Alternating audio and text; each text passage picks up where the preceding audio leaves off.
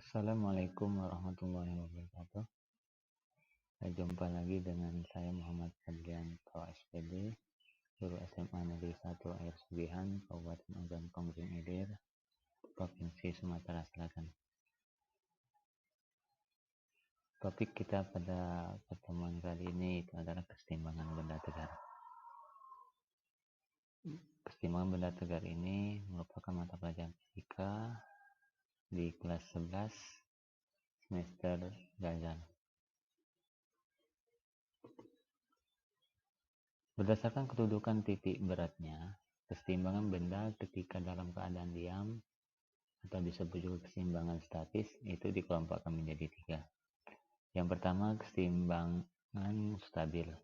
Keseimbangan stabil adalah keseimbangan yang dialami benda di mana apabila dipengaruhi oleh gaya atau gangguan kecil, benda tersebut akan segera ke posisi keseimbangan semula. Contohnya ini bentuk gambarnya. Ketika atau contohnya itu adalah kelereng yang berada dalam wadah atau mangkok seperti ini. Dalam keadaan diam, posisinya berada di bawah ini. Nah, ketika bendanya ini diberi gaya atau diganggu, maka benda itu akan bergerak mengikuti lengkungan mangkok atau wadah. Tapi ketika kelereng atau gaya tersebut hilang, maka kelereng ini akan kembali ke posisi semula. Nah, inilah yang disebut dengan keseimbangan stabil. Kemudian jenis keseimbangan yang kedua yaitu keseimbangan labil. Keseimbangan labil itu adalah keseimbangan yang dialami benda yang apabila diberikan sedikit gangguan, maka benda tersebut tidak bisa kembali ke posisi keseimbangan semula.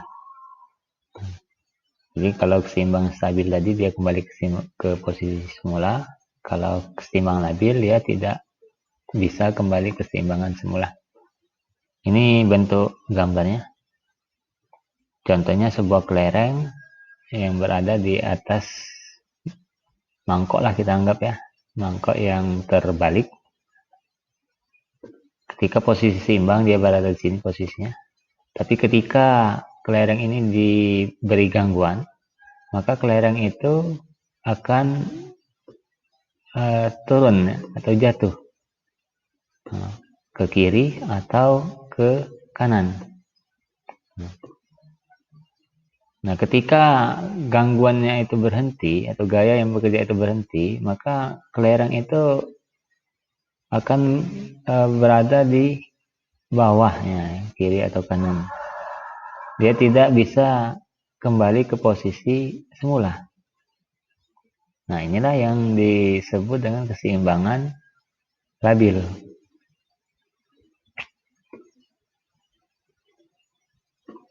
Kemudian yang ketiga itu adalah keseimbangan indiferen.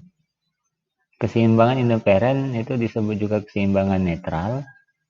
Adalah keseimbangan yang dialami benda yang apabila diberikan sedikit gangguan, maka benda tersebut tidak mengalami perubahan titik berat benda. Jadi tidak mengalami perubahan titik berat. Bentuk gambarnya seperti ini. Ya, contoh kelereng lagi yang berada di lantai mendatar rata.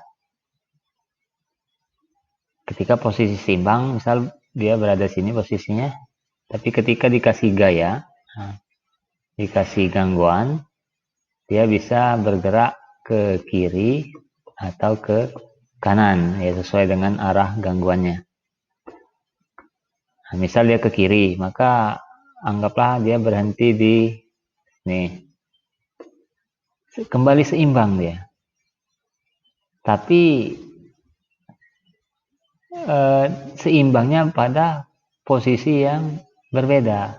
Nah, jadi sama-sama seimbang dan ini dia tidak mengalami titik berat benda. Yang membedakan cuma posisi awal dan akhirnya. Inilah yang disebut dengan keseimbangan netral atau keseimbangan indifferent. Jadi bendanya kembali seimbang pada posisi yang berbeda. Nah, titik beratnya sama dengan posisi awalnya.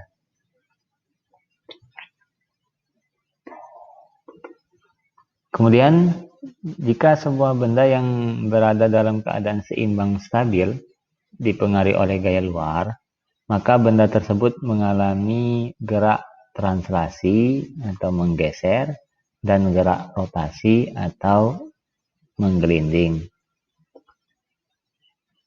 Maksudnya seperti ini, misal ada bola bidang miring, ya, ada ini dulu misal ada balok ya. Nah, ketika ini didorong, dikasih gaya yang cukup membuat benda ini bergerak, maka balok ini bisa bergeraknya ke sana dengan posisi tetap seperti ini. Maksudnya misal ini yang bagian atas adalah posisi A, yang bawahnya B, maka benda ini bergeraknya atau ketika sampai di bawah tetap sama ya. Nah, sepanjang gerak posisi A dan B tidak berubah. Nah, inilah yang disebut dengan gerak translasi atau gerak menggeser. Tapi seandainya ya, ini bisa terjadi jika gaya gesekannya kecil atau bisa diabaikan malah ya. Nah, seandainya ada gaya gesek, atau mungkin yang lebih jelasnya atau lebih mudah kita pahami, bola. Nah, jika bola berada di bidang miring, maka bola ini akan meluncur sepanjang bidang miring. Gerakannya adalah selain berpindah tempat, turun dari atas ke bawah, gerak bola itu adalah berputar seperti ini ya, berotasi sepanjang bidang miring. Jadi ada dua gerakan di sini. Nah, kalau gerakan yang berpindah tempat sepanjang bidang miring itu yang kita sebut gerak translasi tadi atau menggeser. Kemudian ketika dia geraknya berputar, berotasi, nah inilah yang disebut dengan menggelinding itu ya. Jadi menggelinding itu perpaduan antara gerak translasi dan gerak rotasi.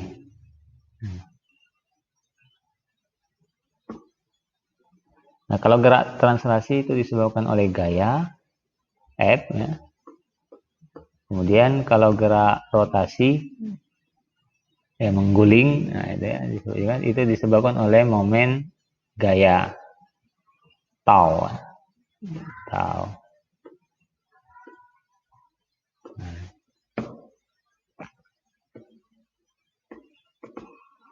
Kemudian syarat kapan suatu benda akan menggeser, menggulung atau menggelinding,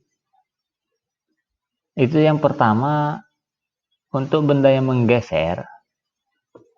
Nah, seperti gerakan yang tadi ya, balok tadi di bidang miring, itu syaratnya adalah sigma F sama dengan 0.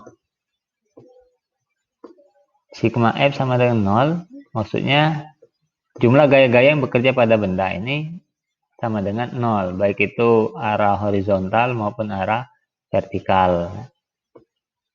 Nah, ini misal ada W ya, nanti ada gaya berat, ada gaya normal, seandainya ada gaya gesekan yang melawan arah gerak. Nah, maka sigma gayanya ini harus 0 untuk gaya yang penyebab benda bergerak translasi tadi.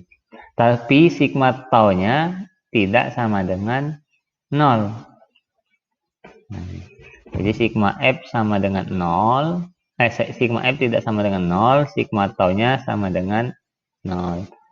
Sigma gaya tidak sama dengan 0, sigma momen gayanya sama dengan 0. Itu syarat benda menggeser. Nah, atau bisa juga meluncur ya. Kemudian syarat benda mengguling. Mengguling itu berotasi ya, berotasi di tempat lah ya, seperti itu.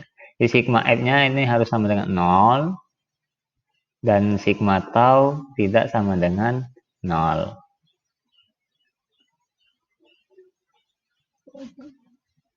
Kemudian syarat benda menggelinding itu adalah seperti tadi ya, menggelinding bola misalnya, bola di bidang miring. Nah, itu tadi menggelinding contoh bendanya. Maka di persamaan matematisnya atau fisiknya besaran-besaran yang harus dipenuhi itu syaratnya itu adalah sigma F tidak sama dengan 0 dan sigma tau sama dengan 0.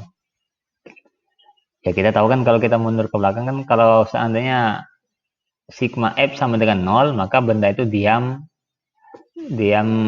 translasi ya, diam translasi. Benda tidak bergerak lurus. Nah, tidak bergerak lurus. Kalau sigma tau sama dengan 0, bendanya tidak bergerak melingkar, tidak berotasi. Tapi jika bendanya sigma F tidak sama dengan 0, nah berarti benda ini bergerak lurus. Nah, ya, bergerak lurus ini tadi. Bergerak lurus panjang bidang miring. Tapi tidak berputar, tidak berotasi, tidak mengguling. Ini. Nah, begitu juga dengan yang contoh kedua dan ketiga tadi. Nah, sigma F, jika sigma F sama dengan 0, nah, maka benda ini tidak bergerak lurus. Nah, ke kiri atau ke kanan tidak bergerak ini kan. Ya, ini tidak bergerak. Tapi dia cuma berputar. Nah, sigma tau tidak sama dengan 0. Kalau dia sigma tau-nya sama dengan 0, ya berarti bendanya diam, tidak berputar, tidak bergerak lurus. Itu yang C ini. Nah, syarat benda menggelinding ini tadi. Nanti ya. Kalau dia sigma F-nya sama dengan 0, sigma tau sama dengan 0, maka benda ini meluncur sambil mengguling. Atau itu yang disebut dengan menggelinding. Demikianlah pertemuan kita kali ini mengenai keseimbangan benda tegar. Mudah-mudahan dapat dipahami. Terima kasih atas segala perhatiannya. Mohon maaf atas segala kekurangan. Billahi taufiq wal hidayah. Assalamualaikum warahmatullahi wabarakatuh.